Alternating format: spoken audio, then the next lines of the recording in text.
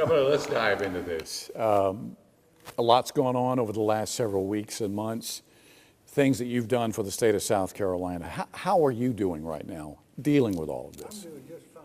Peggy and I and the children, of course, they don't live at the house anymore, but they're in Columbia, and we're all fine. We're ready to get out more than we have been.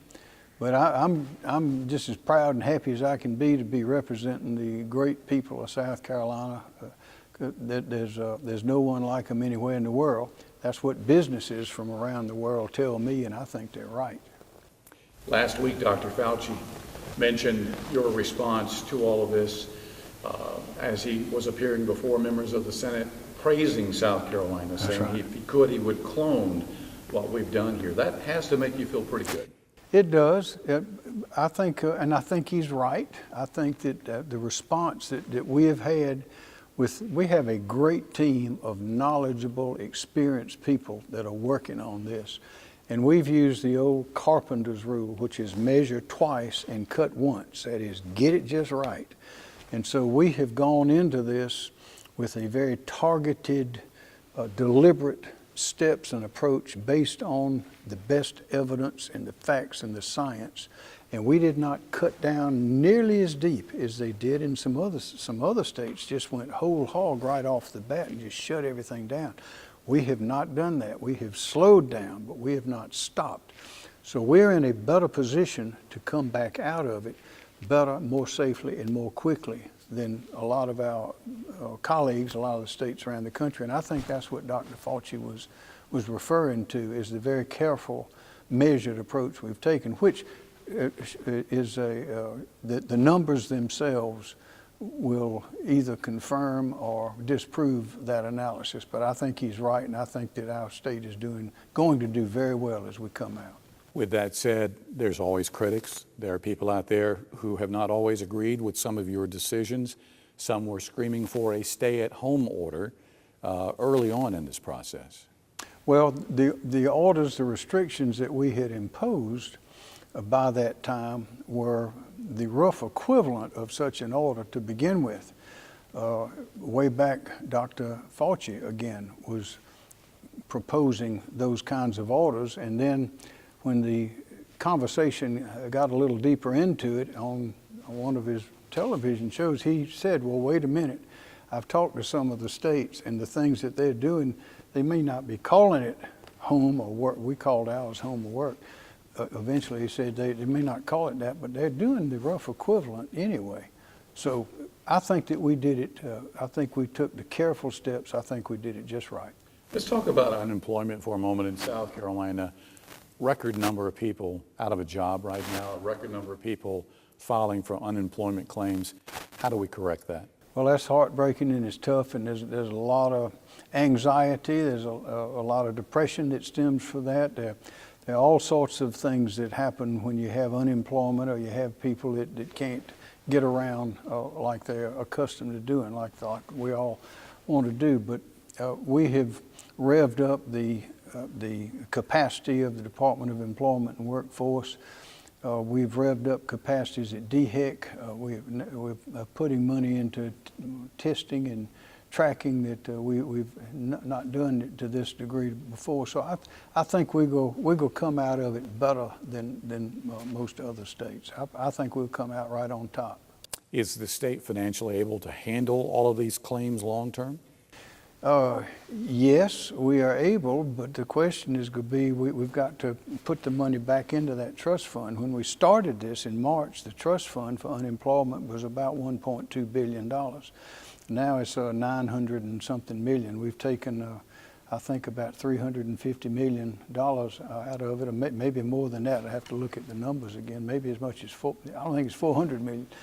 But at the same time, we've also, on top of our unemployment, we had the federal funds that were coming to complement that, and that was the $600 per week on top of ours.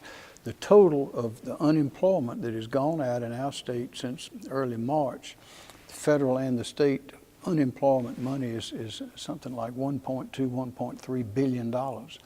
And in addition to that, with the the various loans and grants and things that are going to businesses, those are over $5 or $6 billion. So there's been a lot of money coming in, but how do we fill that trust fund back up?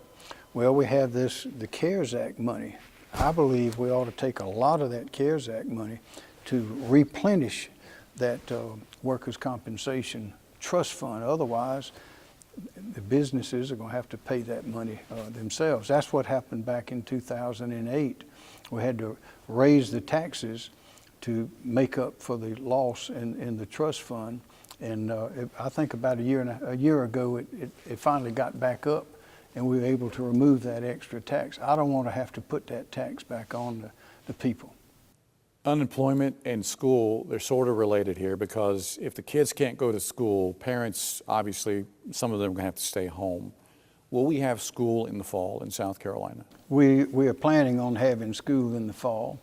We're planning on the universities, the colleges being open. They are planning on it. But those plans are being made now, being analyzed, and of course can be changed or altered or fixed, made better at any time.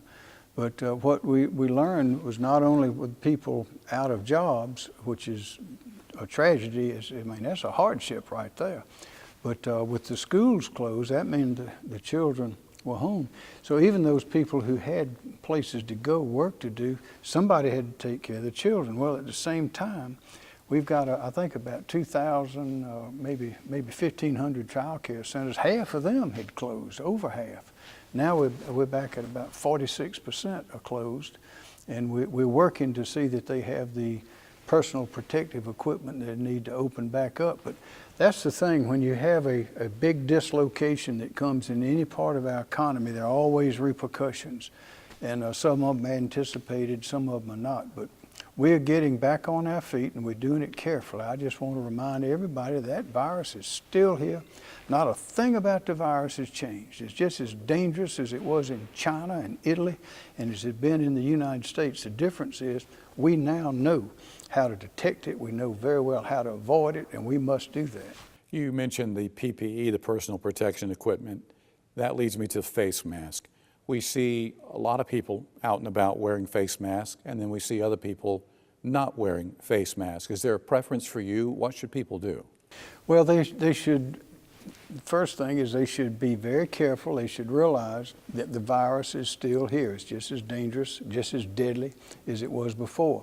But there are a lot of factors, and we recommend, all the authorities recommend face masks or face shields or social distancing. Now, if you're outside and you're 100 yards away from everybody, then you don't need a face mask, I would say, based on what the health people say. But if you're in close, if you're inside, then you need to be very, very careful.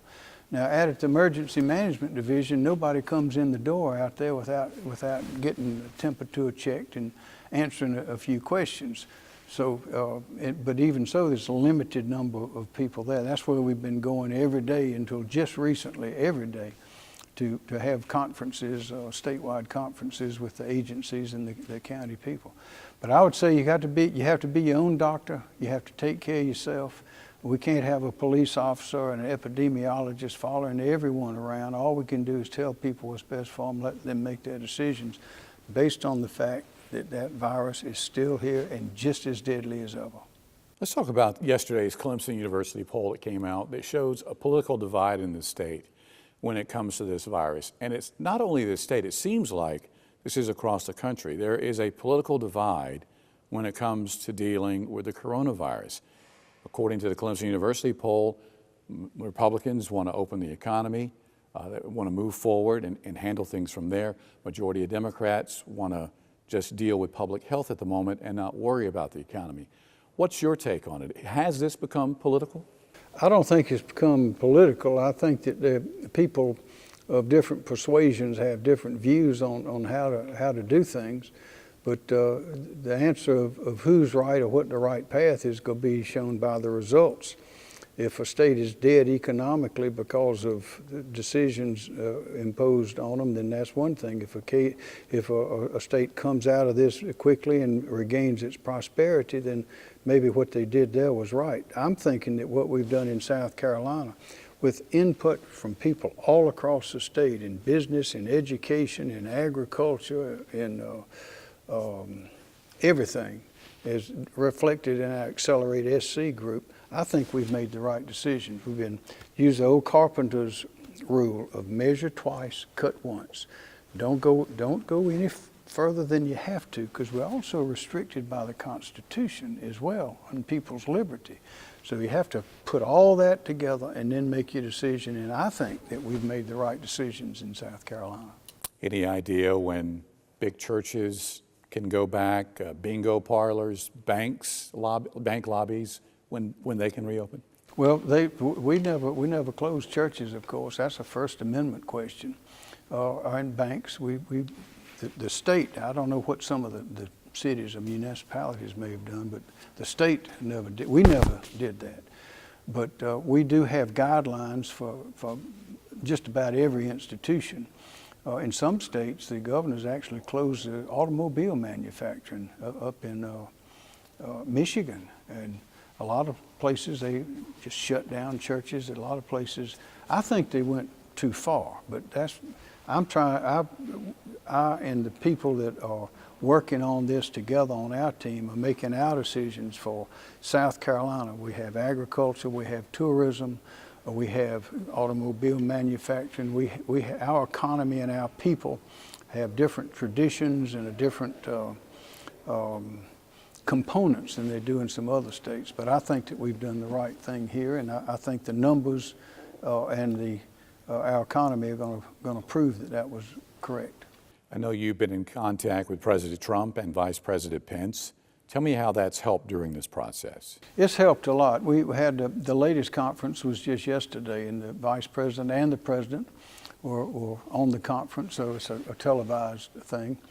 And I think most of the governors in the country were on there with them. Yesterday, the First Lady was there, that is Melania Trump, and a lot of the governors had their First Ladies with them. And but it's nice to be able to talk to them, and Dr. Birx and Dr. Fauci and all the rest that are right there in that table in the White House, and to be able to talk to them and ask questions and get guidance, and also tell them some things that they might not know. So our relationship in this state, with my own relationship with those people, as well as those of Lindsey Graham and Tim Scott and our entire delegation in Congress, is very good, and that helps us in getting information and knowledge, which is absolutely essential in making the right decisions for the people of this state. Perhaps one of the biggest questions viewers want to know, when will we get back to normal? I wish I knew the answer to that. I don't know of anyone with a crystal ball, but I would say that this virus is going to be with us. It's going to be a fact of life for a while, like some other diseases. The difference is this one is highly contagious, and it is a strong contagion. So we're going to have to allow for that. They are working on a vaccine. Yesterday, the president and Dr. Fauci and others were mentioning the possibility there's a vaccine, something that looks like it's going to have promise, and they're going to go ahead and start producing it even before all the tests on it are done. So when the tests are completed, we'll have a stockpile of it to send out. Months, I don't know how long that's going to take. Nobody yesterday knew how long that was going to take. But until we get a vaccine, until we find a cure, then we're going to have to continue. We're going to need to be careful even then. But until then, we got to be careful. And that means right now. I don't want the people of this state to believe for 1 second that because we're lifting these restrictions and people are exuberant about getting out, that means that the danger is gone. It is still there just as it was before. The difference is now we know it's there and we know how to avoid it. And we have learned over the last 2 months on how to be careful with what we do. We need to continue being careful what we do, and if we do that, we'll be okay. If there's a second wave, will we do this all over again? Well, if there's a second wave, it will be different because the Accelerate SC guidelines and recommendations that are being published should keep there from being a second wave in South Carolina. Now, we can't control what happens in other states, and they may do things differently than we do, but we have a good plan, a good chart for the future. But one of the things that we're doing now is the accelerated test and tracking. That is, we now know, instead of the virus chasing us, we're now chasing the virus. We've learned how to avoid it. And when those hot spots appear, we can concentrate on them. We can ask the people, whom did you have contact with? We can set out warnings much more quickly than we were doing before, and we ought to be able to isolate those hot spots and continue to thrive. If you have one final piece of advice for our viewers tonight in dealing with this, what would it be? I would say be proud of South Carolina. This is the best place on earth to live. The people all around the world are realizing that. That's why a lot of these big businesses are willing to invest billions of dollars in our people. It's always about the people. But our people need to understand that we are strong, we're resilient, we're smart, but we must be careful with these contagions. And this one is a dangerous one. So I would say we want to be humming in our economic growth and prosperity, for jobs, for everyone, for great education and great health. But right now, for the foreseeable future, we got to be very, very careful. And I think when it's all over, we will be very proud of the way the people of South Carolina conducted themselves in this unprecedented situation. Governor, thank you for your time. Anytime.